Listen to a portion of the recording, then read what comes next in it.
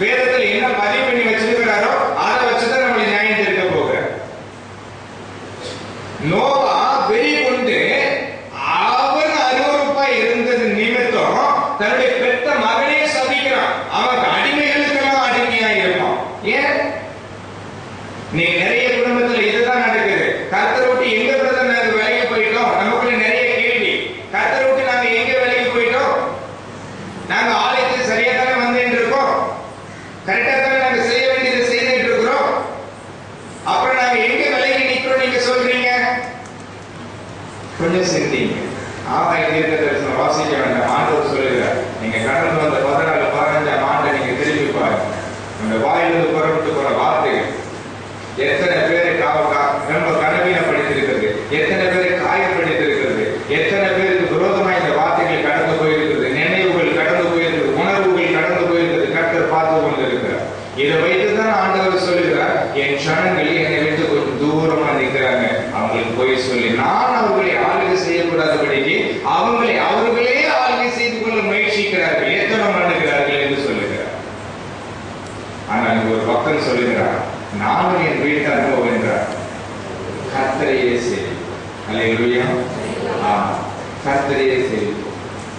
ஆண்டவர் உணர்த்தபடினாலே நான் உங்களுக்கு அதை அடையாளம் காட்ட வேண்டிய ஒரு இடத்துல இருக்கிறபடினாலே நான் உங்களுக்கு அதை அடையாளம் காட்டுகிறேன். என் அன்பு சகோதரன் சகோதரி, ஆனால் கர்த்தருடைய வேத வார்த்தை நான் தியானிச்சது அதுவல்ல, ஆண்டவருக்கு உணர்த்துறதை நான் உங்களுக்கு சொன்னேன். ஆனா கர்த்தருடைய வார்த்தை அதுவல்ல. இங்க ஒரு மனுஷன் நான் உங்களுக்கு அடையாளம் காட்டி சொல்லிக்க போகிறேன். அவனை பார்த்து ஆண்டவர் சொல்லுகிறார்.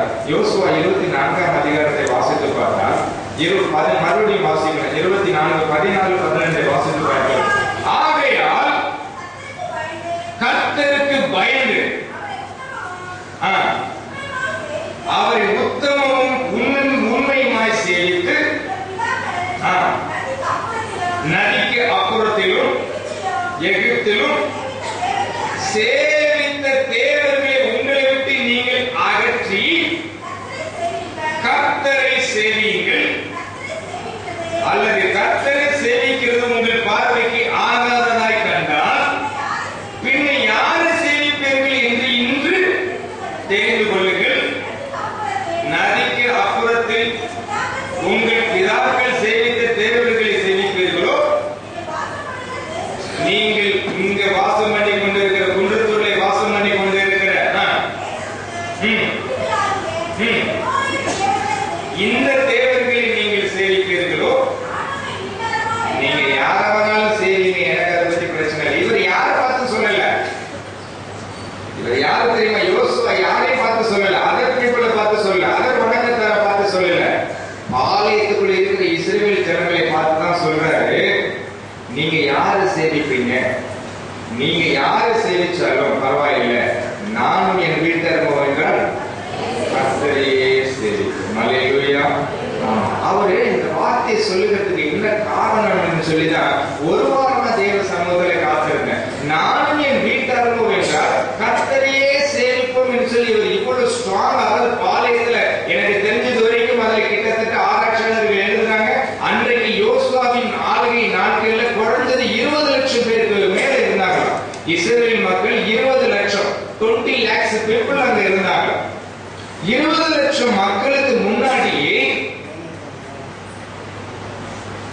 யோசுவா சொல்றாரு, நீங்க யாராவது சேவிங்க, நான் உங்களை கம்பல் பண்ண விரும்பல, அது உங்களுக்கும் உங்க ஆண்டவருக்குள்ள விஷயம். நீங்களாச்சும் உங்க ஆண்டவராச்சு, ஆனா நான் ஒரு வேலை செய்வேன், நானும் என் வீட்டாரோ என்றால் அல்லேலூயா. இன்னைக்கு அந்த பொருட்கள் தான் எடுத்துக்கோ. அதாவது முடிவில் ஆண்டுடைய சமூகத்தில் ஒப்பு கொடுக்க போறோம். நானும் என் கணவனுமோ என்றார், நானும் என் மனைவியுமோ என்றார், நானும் என் பிள்ளைகளுமோ என்றார் கர்த்தரையே சேவிப்போம். எத்தனை பேர் ஆமென் சொல்ல முடியும்? அல்லேலூயா. ஆமா. ஏன் இவர் அந்த மாதிரி சொன்னார்? கர்த்தரையே சேவிப்போம் சொல்றதுக்கு காரணம் என்ன? வாசிங்க, உங்களுக்கு நன்றாக தெரிஞ்ச ஒரு வசனம் தான். அதே புத்தகம் 1ஆம் அதிகாரம் 5வது வசனத்தை வாசிக்க பார்க்கலாம். நீ உயிரோடு இருக்கும் நாளெல்லாம் ஒருவனும் உனக்கு முன்பாக எதிர்த்து நிற்பதில்லை. நான் மோசேயோடு இருந்தது போல உன்னோடும் இருப்பேன். நான் உன்னை விட்டு விலகுவதும் இல்லை, உன்னை கைவிடுவதும் இல்லை. அல்லேலூயா. இவர் யோசுவா சொன்னது உடனே இல்லை, அல்லது அவர் சொன்னதுக்கு பிற்பாடு இல்லை. கவனி, யோசுவா ஒரு வாலிபனா இருக்கும்போது ஆண்டவர் இந்த வார்த்தையை சொல்றார். ஆண்டவருக்கு உங்களை போல என்ன போல பலப்பட்டு கொண்டு இருக்கிற அந்த நாட்கள்ல தான் ஆண்டவர் சொல்ற யோசுவாவை பார்த்து, கவலைப்படாத, நான் மோசேயோடு கூட இருந்தது போல உன் கூடயும் இருப்பேன், நீ பயப்பட வேண்டாம், நீ என்ன செய்யணுமா, நான் உன்னை கைவிடாம இருக்கணும் அப்படின்னு. அதான் நான் அடிக்கடி உங்களுக்கு நான் ஒரு சூட்சம், இந்த வார்த்தையிலுக்கு ஒரு சூட்சம், நீ உயிரோடு இருக்கும் நாளெல்லாம் ஒருவன் உனக்கு முன்பாக எத்தனை நாளைக்கு உயிரோடு இருப்பேன்னு சொல்லல ஆண்டவர். ஆமாவா இல்லையா? நீ எத்தனை நாளைக்கு உயிரோட கூட இருப்பேன்னு சொல்லி எழுதிருக்காரா? அதுதான் சூட்சம். அதுதான் நான் உங்களுக்கு அடிக்கடி ஞாபகப்படுத்துறேன். கர்த்தருடைய வார்த்தையை கொண்டு உங்களை என்ன நியாயம் தீர்த்துவார். ஐயோ, நான் இப்படி யோசிக்கவே இல்லை ஆண்டவரே சொல்லி அங்க போய் சொன்னோம்னா வாய்ப்பே கிடையாது. சாய்ஸ் எல்லாமே இங்கதான், அப்புறம் சாய்ஸே கிடையாது. அப்புறமா அவர் என்ன சொல்றாரு அதுதான். நான் இந்த மாதிரி ஒரு வார்த்தையை தியானிக்கவே ஆண்டவர் நம்ம ஆளுதா கூட விட மாட்டேன். ஏன் சொல்றேன்னா, நம்ம ஆளுதாலும் உதவி செய்ய வேண்டிய இடத்துல அவர் அன்னைக்கு இருக்க மாட்டார். இன்னைக்கு ஆளுத உடனே உதவி செய்யறதுக்கு நமக்கு அவர் நம்ம பக்கத்திலே இருக்கார். நாளைக்கு நம்ம ஆளுதோம்னா நமக்கு உதவி செய்ய அவர் நம்ம பக்கத்துல இருக்க மாட்டார். அவர் ராஜாவாய் சிங்காசனத்தில் உட்கார்ந்து இருப்பார், நியாயாதிபதியா உட்கார்ந்து இருப்பார். அவர் அங்க நீதிபதி, அவர் அங்க நீதி மட்டும்தான் செய்யணும். ஐயோ, நீ இப்படி யோசிக்கவே இல்லையா? நல்ல வேலை, நானும் ஒரு ஊழியக்காரன் அனுப்பணும் ஞாபகப்படுத்தாம போயிட்டேன் பார்த்து, அது ஏன் தப்புன்னா எனக்கும் தான் தப்பு இருக்கு. நான் தானே எழுதி வச்சு உனக்கு புரியுற மாதிரி எழுதாம போயிட்டேன். கவலைப்படாத, நீ இறங்கி கீழே போன, மறுபடியும் கொள்காத மலைக்கு வரேன், எச்சமேட தோட்டத்துக்கு பாரு, பெண்மொழி ரத்தத்தை வளர்க்க மாட்டு சிந்திட்டு போயிடணும்னு சொல்லி ஆண்டவர் சொல்ல மாட்டார். இன்னைக்கு நிறைய பேர் கற்பனை அப்படிதான். அப்படி இல்லை, தேவனுடைய வார்த்தைக்குள்ள சூட்சகம் இருக்கு. அந்த வார்த்தை ரொம்ப சூட்சகத்தோடு கவனிங்க. அதுக்கு தான் நான் அடிக்கடி ஞாபகப்படுத்துறேன். எப்போ வேதத்தை வாசிச்சாலும் அது மேல வலதுகை வச்சு ஆண்டவரை கேளுங்க, ஆவியானவரே எனக்கு நீங்க உதவி செய்யுங்க. ஆண்டவர் அதான் சொன்னாரு, நான் போகிறது உங்களுக்கு நலமா இருக்கும், நான் போயிட்டு ஒருத்தர் அனுப்புறேன், அவர் நான் உங்களுக்கு சொன்னது எல்லாத்தையும் என்ன செய்வார், உங்களுக்கு ஞாபகப்படுத்தி தட்டி எழுப்பி விடுவார். அல்லேலூயா. அப்ப நீங்க ஒவ்வொரு நாளும் ஆண்டவரே இந்த ரகசியத்தை நான் பார்க்கும்படிக்கு, இந்த அதிசயத்தை நான் பார்க்கும்படிக்கு நீ எனக்கு உதவி செய்யும் சொல்லி உங்க வேதாகமத்தில் உங்க வலதுகை வைத்து ஜெபம் பண்ணி அப்புறம் நீங்க வேதத்தை வாசிக்க ஆரம்பிச்சீங்கன்னா தான் அந்த வார்த்தைக்குள்ள இருக்கிற சூட்சகங்கள் உங்களுக்கு தெரியும். யோசுவா பார்த்து ஆண்டவர் வாலிப நாட்களே சொல்லிட்டாரு, நீ உயிரோடு இருக்கும் நாளெல்லாம் ஒருவன் உனக்கு முன்பாக எதிர்த்து நிற்பதில்லை என்று சொல்லிட்டாரு. ஆனா எவ்வளவு நாளைக்கு உயிரோடு கூட இருப்ப ஜோஷுவா ஆண்டவர் சொல்லவே இல்லை. அதுல ஜோஷுவாக்கு ரொம்ப கவனம். ஜோஷுவாக்கு அப்பவே இந்த சூட்சகம் தெரிஞ்சு போச்சு, இதுக்குள்ள இருக்கிற ரகசியம் தெரிஞ்சு போச்சு. ஓ, நம்ம ஒழுங்கா இருந்தாதான், ஆண்டோட வார்த்தைக்கு கீழ்ப்படிஞ்சு இருந்தாதான் நம்ம கரையேற முடியும், இல்லைன்னா நம்ம படகுல கூட ஏற முடியாது அப்படின்றது அவனுக்கு தெரிஞ்சு போனதுனாலதான் நான் சொல்றேன், ஆண்டோட வார்த்தையின்படியே கடந்து வந்தான். அல்லேலூயா. 6வது வசனத்தை வாசிங்க பாருங்க. பலம் கொண்டு திடமனதாய் இரு, இந்த ஜனங்களுக்கு நான் கொடுப்பேன் என்று சொன்ன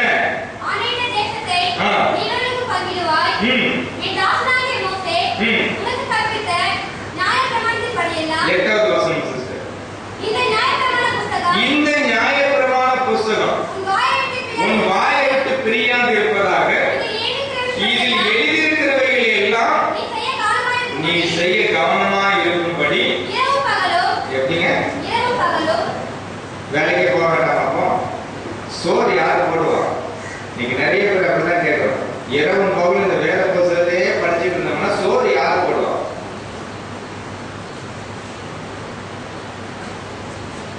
இன்னைக்கு நமக்குள்ள இப்படிதான் கேள்விகள் எழுப்புவது. இந்த கடைசி காலம் ஆயிடுச்சு பார்த்தீங்களா? இந்த கடைசி காலம்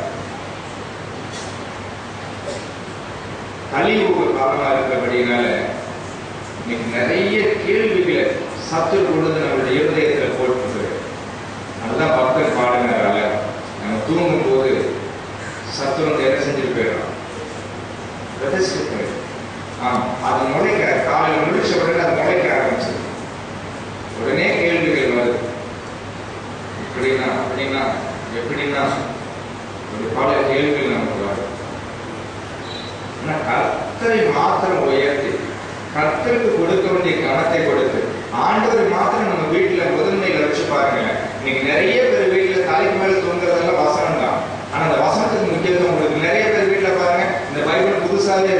பைபிள் அப்படி கிடையாது. நான் அங்க நான் எங்க போனாலும் இதெல்லாம் எடுத்துட்டு போறேன். எங்க போனாலும் இந்த பைபிள் எடுத்துட்டு போறேன். அது புதுசா வச்சிருப்பாங்க. அப்படி சின்ன டஸ்ட் பட்டா கூட யாராவது ஒரு பைபிள் எடுக்கிறது அது ஏன் பைபிள் அப்படியே கொஞ்சம் பத்திரமா வச்சிருப்பாங்க. இந்த பைபிள்ல இல்லைங்க ஒண்ணுமே. ஐயோ அது பரிசுத்தமானது, பரிசுத்தமானது, அது பரிசுத்த பைபிள், அது அதை பத்திரமா வச்சுக்கணும். ஆண்டவர் அப்படி சொல்லல. தயவுக்கு கொஞ்சம் வெளியில வாங்க, கொஞ்சம் வெளியில வாங்க. இது ஒரு புஸ்தகம் தான், அவ்வளவுதான். இது ஒரு புக்கு. இது தலைக்கு வச்சுட்டா பேய் வராது, நெஞ்சு மேல வச்சுட்டா பேய் வந்து அமுக்காது. இன்னைக்கு நிறைய பேருக்கு நம்பிக்கை, ஆண்டவர் அருள் இருக்கிற மாதிரி நம்பிக்கை. இதுக்குள்ள இருக்கிற வார்த்தைக்கு தான் ஆண்டவர் கவனம் கொடுக்க சொன்னார். இதுல பதிவு பண்ணி இருக்கிற வார்த்தைக்குள்ளதான் ஆண்டவர் அசைவாடி கொண்டிருக்கிறாரே தவிர வேதாகம இந்த புஸ்தகத்துக்குள்ள ஆண்டவர் அசைவாடு. இன்னைக்கு நிறைய பேர் இருக்கதா இல்லையா? ஆமாவா இல்லையா? ராத்திரில படுக்கும்போது எத்தனை பேர் தலைமாட்டோட பைபிள் வச்சுக்கிறீங்க? நீங்க நிறைய பேருடைய நம்பிக்கை இந்த புக்கு மேல அப்படி இல்ல. இதுக்குள்ள பதிவு பண்ணி இருக்கிற வார்த்தை மேலதான் ஆண்டவர் அசைவாடி கொண்டிருக்கிறார். ஆண்டவர் சொல்றாரு, இரவும் பகலும் வாசிங்க, இரவும் பகலும் அதை தியானித்துக் கொண்டிருப்பாயாக. அப்பொழுதுதான் உன் வழியெல்லாம் வாய்க்கும், அப்பொழுதுதான் நீ புத்திமானாய் நடந்து கொள்ளுவாய். நான் உனக்கு கட்டளையிடவில்லையா? பலம் என்று திடமனதாயிரு, கிடையாது, நீ கலங்காதே. நீ போகிற இடமெல்லாம் உன் தேவனாகிய கர்த்தர் உன்னோடு கூட இருப்பார். கைகளை ஆண்டவர் வாய்க்கப்படுத்துவாங்க. ஹல்லேலூயா. இந்த வேதாகமத்திலே நீங்க முக்கியத்துவம் கொடுத்து, இந்த வார்த்தைக்கு நீங்க கனத்தை கொடுத்து நீங்க வாழ்ந்திருக்கும் போது, நீங்க போகிற இடமெல்லாம் ஆண்டவர் உங்களோட கூட வருவார். இது தீர்க்க தரிசனம். இந்த வார்த்தை தியானிக்கும் போது ஆண்டவர் என்னோட கூட இடைப்பட்டார். இந்த வார்த்தைக்கு நீங்க இந்த 2016ஆம் ஆண்டு இந்த உபவாச கூட்டத்தில் வந்திருக்கிற நீங்க உதவி ஊழியர்களாக இருக்கலாம், அல்லது சபை ஊழியர்களாக இருக்கலாம், அல்லது நீங்க இந்த சபையில ஒரு கனத்துக்குரியவங்களா இருக்கலாம், பொறுப்பாளர்களா இருக்கலாம், அல்லது நீங்க தேவனுடைய பிள்ளைகளை, நீங்க யாரா வேணாலும் இருங்க. எல்லாத்துக்கும் ஒரே கட்டளை தான். ஆண்டவர் முன்னாடி வச்சு பாருங்க. நம்ம குடும்பத்தில் ஆண்டவர் முன்னாடி வச்சு பாருங்க. யோசுவாவால் ஏன் தெரியுமா அப்படிலாம் இருக்க முடிஞ்சது? ஆண்டவர் யோசுவா பார்த்து சொல்றதுக்கு ஒரு மெயின் அடிப்படை காரணம் என்ன தெரியுமா? ஒரு முக்கியமான காரணம் என்ன தெரியுமா? அவன் கர்த்தரோடு கூட இருந்தான். நிறைய வசனங்களை நம்மளுக்கு சொல்லக்கூடிய நேரம் இல்லை. அவன் கர்த்தரோடு கூட இருந்தபடினாலே மோசைக்கு அடுத்த தலைமைத்துவத்தை தூக்கி யோசுவா மேல வச்சான். யோசுவா மேல மோசை கையை வைக்கிற போதே வேதம் சொல்லுகிறது, மோசைக்குள்ள இருந்த தேவ பிரசனம் அப்படியே யோசுவாவுக்குள்ள இறங்கி வந்தது. அல்லேலூயா. ஆமா, எத்தனை பேர் நம்ம பிள்ளைகளுக்காக தேவ பிரசனத்தை நம்ம வச்சிருக்கிறோம் சொல்லுங்க பார்க்கலாம். ஒருவேளை நம்ம இன்னைக்கு கடந்து போக வேண்டிய ஒரு சூழ்நிலை வந்துச்சு அப்படின்னா அதை உங்களால என்னால செய்ய முடியுமா? இன்னைக்கு நிறைய குடும்பம் நோவாவை போல வாழ்ந்துட்டு இருக்கோம். கோபம் வந்தா என்ன பேசுறதுன்னு தெரியல.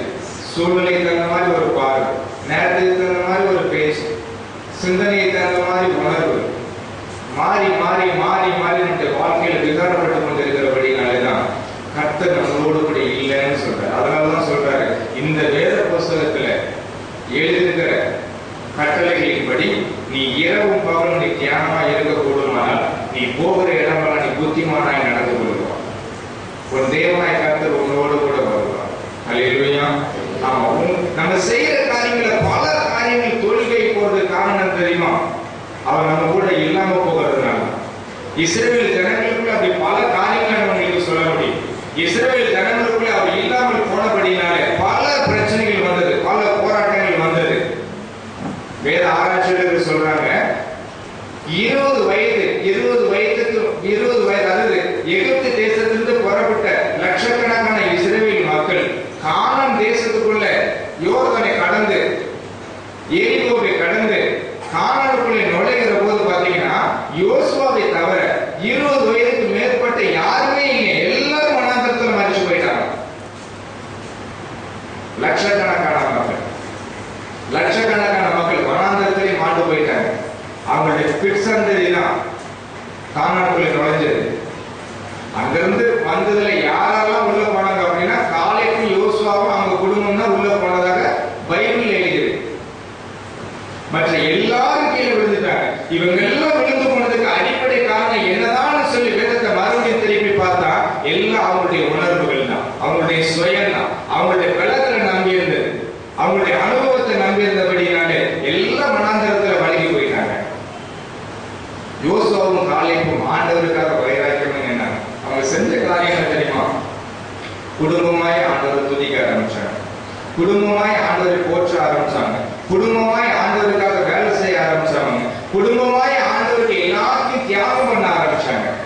இப்படி பண்ணும் போதுதான் அந்த யோசுவா பார்த்து ஆண்டவர் சொல்லுகிறார், நீ உயிரோடு இருக்கும் நாளெல்லாம் ஒருவனும் உனக்கு முன்பாக எதிர்த்து நிற்பதில்லை, நான் மோசையோடு இருந்தது போல உன்னோடும் இருப்பேன், நான் உன்னை விட்டு விலகுவதும் இல்லை. 9வது வசனத்தை மறுபடியும் வாசிங்க. நான் உனக்கு கட்டளையிடவில்லையா? பலம் கொண்டு திடமானதா இரு, திகையாதே, கலங்காதே, நீ போகும் இடமெல்லாம் ஒரு தேவனாய் கர்த்தர் உன்னோடு கூட இருப்பார். அல்லேலூயா. வாக்குத்தத்தம் பண்ணிட்டாரு, அவ்வளவுதான். இங்க வேற எந்த சிம்டம்ஸும் கிடையாது. ஆண்டவர் வார்த்தையை சொல்லிட்டாரு, அவ்வளவுதான். இப்ப அடுத்து இங்க என்ன நடக்குது அப்படின்னா, வாசிங்க அதே யோசுவாவின் புத்தகம் 6ஆம் அதிகாரம் 1 முதல் 5வது வசனம் வரைக்கும் அப்படியே வாசிச்சு பாத்தீங்கன்னா, யோசுவா 6:1 எரிகோ இஸ்ரவேல் புத்திரர்களுக்கு முன்பாக அடைக்கப்பட்டிருந்தது, ஒருவர் வெளியே போகவும் இல்லை, ஒருவர் வெளியே வரவும் இல்லை. கர்த்தர் யோசுவாவை நோக்கி, இதோ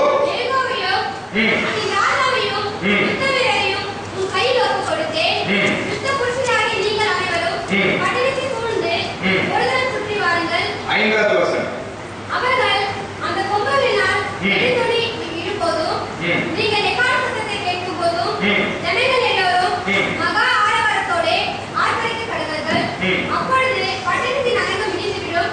உடனே ஜனங்கள் அவரவர் தங்களுக்கு நேராக ஏற்படவர்கள் என்றார். அல்லேலூயா. இதெல்லாம் நமக்கு தெரியும். எரிகோ எப்படி கீழே விழுந்தது, அங்க என்ன நடந்தது, இதெல்லாம் நமக்கு தெரியும். அதனாலதான் நான் ஃபர்ஸ்ட்லயே சொன்னேன், நான் பிரசங்கிக்க வரல, ஆவியாருடைய துணையோடு கூட உங்களை ஆண்டவர் சொல்லுகிற இடத்துல உங்களுக்கு ஞாபகப்படுத்தி உங்களை ஆண்டவருடைய கிருபைக்குள்ளே தட்டி எழுப்பத்தான் ஆண்டவரை அனுப்பி விட்டுருக்கிறார்.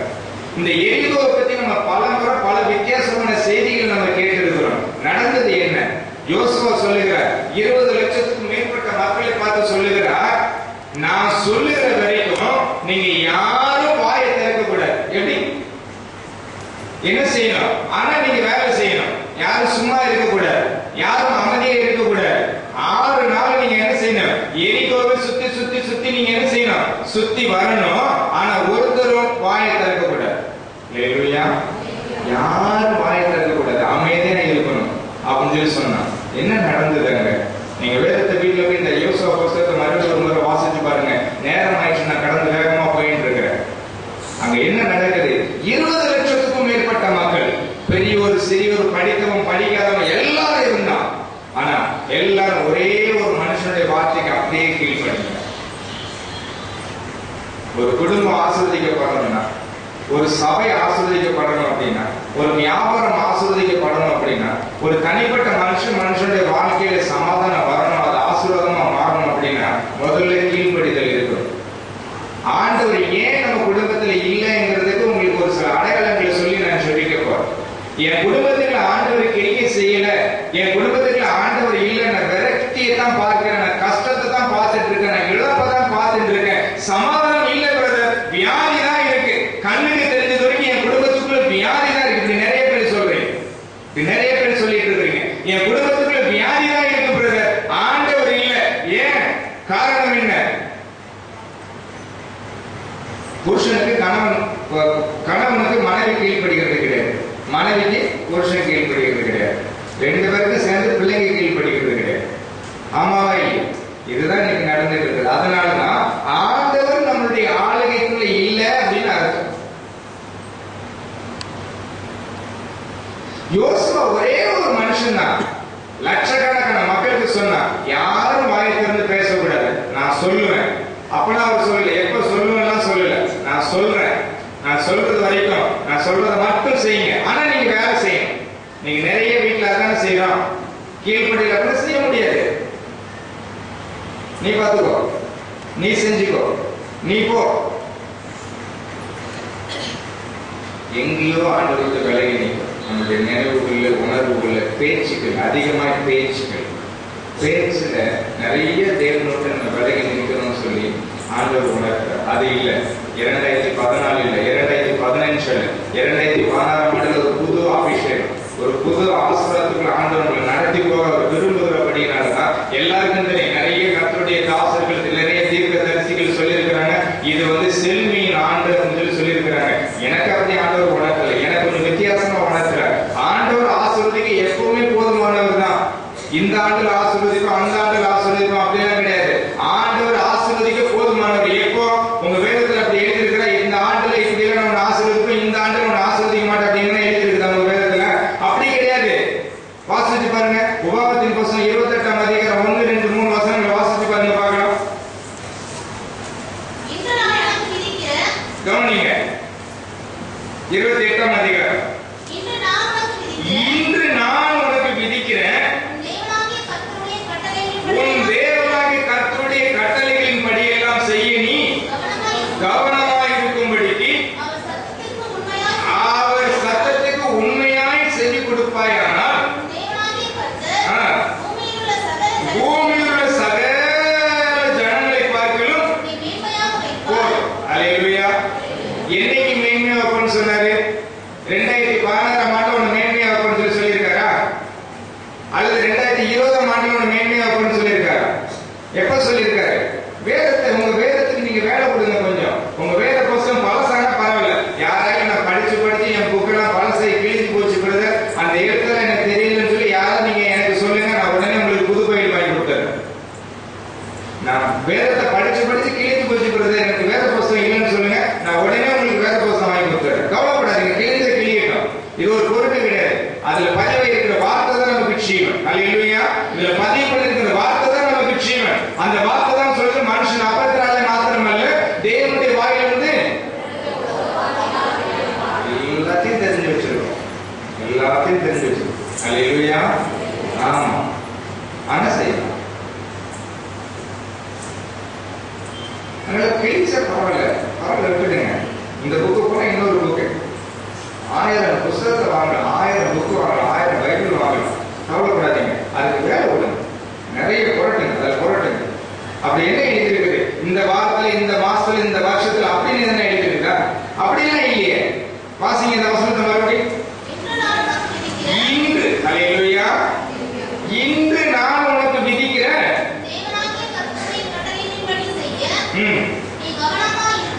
நீ கவனமா இருக்கும்படிக்கு அவருடைய சத்தத்துக்கு உண்மையாய் செவி கொடுப்பாயானால் பூமியில் உள்ள சகல ஜனங்களை பார்க்கலும் உன்னை நான் மேன்மையாகிறோம். அல்லேலூயா. உன்னை ஆசீர்வதிப்பேன். எப்ப தெரியுமா? கர்த்தருடைய வார்த்தைகள் நம்ம இருக்கும்போது. அதனாலதான் சங்கீதக்காரன் எடுத்த உடனே முதல் அதிகாரத்திலே சொல்லுகிறாரு, இரவும் பகலும் தியானமா இருக்கிற மனுஷன் அவன் பாக்கியவான். காலகட்டங்கள் அங்க எழுதல, சமயங்கள் அங்க எழுதல. புது வருஷத்துக்கு மாத்திரம் தான் ஆண்டவர் வருவாரு, அப்பதான் வருவாரு, இப்பதான் வருவாரு, அப்படியெல்லாம் ஒண்ணும் கிடையாது. ஆவியானவர் நமக்குள்ளே ஆசீர்வாடி கொண்டிருக்கிற தெய்வமா இருக்கிறார். அல்லேலூயா. 24 மணி நேரமும் நமக்குள்ளே ஆசீர்வாடி கொண்டிருக்கிறோம். அவரை நம்ம அப்பான்னு கூப்பிடணும். நம்ம செய்ய வேண்டிய வேலை என்ன தெரியுமா? அப்பான்னு அவரை கூப்பிடணும். யோசுவாவுக்கு ஆண்டவர் அந்த ஆலோசனை தான் கொடுத்தார். நீ உயிரோடு கூட இருக்கணும்னா கவனிங்க. நீங்க நிறைய பேர் இந்த வசனம் போட பார்த்தாலே உடனே ஓடி போய் எல்லாரும் வாங்கிடுவோம். அவன் எவ்வளவு காசு சொன்னாலும் கவலைப்பட மாட்டான், உடனே வாங்கிட்டு வந்துடுவோம். நீ உயிரோடு இருக்கும் நாளெல்லாம் ஒருவனோட முன்பா எதிர்த்து சொல்லி எவனை எனக்கு முன்னாடி எதிர்த்து நிக்க முடியாது. அப்பா எனக்கு இப்படிப்பட்ட வசனம் தான் எனக்கு புரியா. 100 ரூபா போட 200 ரூபா சொன்னா கூட பரவாயில்ல, கலர் இருக்கு, தூக்கி மாட்டி நல்ல பெருசா இருக்குது சொல்லி மாட்டி. ஆண்டவர் என்ன சொன்னாருன்னா, நீ உயிரோடு இருக்கணும்னா தம்பி தங்கச்சி நீ ஒரு வேலை செய்யணும். ஒரு தேவனாய் கர்த்தர் உனக்கு விதிக்கிற கட்டளைகளை நீ இரவும் பகலும் தியானிக்கணும். யோசுவா 1:8 என்ன சொல்லுது பாருங்க பார்க்கலாம். சீக்கிரம். இந்த நியாயப்பிரமாண புஸ்தகத்தில், அல்லேலூயா. ஆனா இப்ப என்ன நடக்குதுன்னா, இதை தவிர வச்ச எல்லாம் புரியாது இருக்கு. ஆமாவா இல்லை? இந்த வேத வார்த்தைகளை தவிர வச்ச எல்லா வார்த்தையும் நம்ம வாயை விட்டு பிரியாம இருக்கு. இது ஊழியக்காரனுக்கும் பொருள், ஊழியக்காரனுக்கும் பொருள். இது உங்களுக்கு பல சாட்சிகள் சொல்ல முடிய காரணம் என்ன? ஆவியானவர் எழுத்துக்கிட்டே இருக்கிறார். கடைசி அவர் வந்துகிட்டே இருக்கிறபடினால அசதியை தூக்க விட மாட்டேங்கிறார், உட்கார விட மாட்டேங்கிறாரு. எழுந்துரு எழுந்துரு எழுந்துரு எழுந்துரு விரட்டிக்கிட்டே இருக்கிறார். அவருடைய வருகை சமீபமா இருக்கிறது. ஏற்கால சத்தம் கேட்கிறபடினாலே எச்சரிப்பின் சத்தத்தை ஆண்டவர் கொடுத்துக்கிட்டே இருக்கிறார். அவருடைய வேத புஸ்தகம் வாயை விட்டு இதில் எழுதியிருக்கிறபடி எல்லாம் கவனிங்க. மோசே எழுதி கொடுத்த அந்த தோல் சுருளின் மேல இல்ல. அல்லேலூயா. மோசே வரைந்து கொடுத்த அந்த தோல் சுருளின் மேல இல்ல, அதுல எழுதியிருக்கிறபடி வாசிங்க. நீ செய்ய கவனமா இருக்கும்படி. அல்லேலூயா. ஆமா, இரவும் பகலும் தேவ சமூகத்துல ஆண்டவருக்கு கொடுக்க வேண்டிய, அதாவது அப்படின்னா என்ன அர்த்தம்னா, வேலைக்கு போகாம ஆபீஸுக்கு போகாம 24 மணி நேரம் நம்ம வந்து வேத புஸ்தகத்தையே படிச்சுட்டு இருக்கணும் அப்படிலாம் ஆண்டவர் சொல்லல. ஆண்டவர் கொடுக்க வேண்டிய காலம், அவர் துதிக்க வேண்டிய நேரத்தில் துதிக்கணும். அது என் குடும்பமா இருந்தாலும் சரி, எந்த குடும்பமா இருந்தாலும் சரி. ஆண்டவர் துதிக்காத குடும்பம் ஆண்டவருக்கு விலகி இருக்குன்னு அர்த்தம். ஆண்டவருக்கு விலகி இருந்தா உள்ளே யார் வருமானம் உங்களுக்கே நல்லா தெரியும். ஆதாம் ஒரு நாள் கொஞ்சம் விலகி போயிட்டான். அல்லேலூயா. ஆதாம் என்ன செஞ்சுட்டான்? கொஞ்சம் அவனுக்கு எல்லாத்தையும் ஆண்டவர் நிறைவா கொடுத்த. நீங்க பசங்க வாசிச்சீங்களே உபாகம புஸ்தகத்துல, நீ சாப்பிட்டு திருப்தியா இருக்கும் போது உன்னை உண்டாக்கின உன் தேவனாய் கர்த்தரை நீ என்ன செய்யக்கூடாது? மறக்க கூடாது. நம்மால கொஞ்சம் மறந்து என்ன பண்ணா, அவன் நிறைவுல இருந்து கொஞ்சம் விலகி போனா இன்னொருத்தன் உள்ள வந்துட்டானா இல்லையா? இன்னைக்கு நிறைய குடும்பத்துக்கு அதான் நடக்குது. இப்ப எங்க இடங்களோட ஒரு குடும்பத்துல அப்படித்தான் பஞ்சாயத்து போயிட்டு இருக்குது. 4 பிள்ளை பிறந்துருச்சு. இப்ப இன்னொரு கம்யூனிகேஷன். 2 நாளைக்கு முன்னாடி தான் சென்னையில இருந்து அட்மிட் பண்ணி டிஸ்சார்ஜ் பண்ணி கொண்டு கூட்டு வந்திருக்கிறாங்க. ஸ்ட்ரோக். ஆனா இன்னொரு கம்யூனிகேஷன் பஞ்சாயத்து. இப்போ கிறிஸ்டியன் ஃபேமிலி தான்.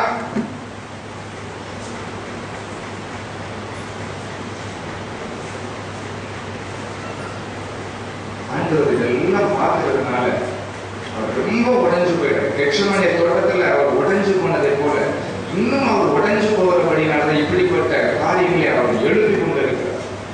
உங்களுக்குள்ள ஒரு ரிவைவல், ஒரு எழுப்புதல் வரணும். எப்போதும் சும்மா இருக்கக்கூடாது, அமைதியா இருக்கக்கூடாது, ஒரு எழுப்புதல் வரணும்.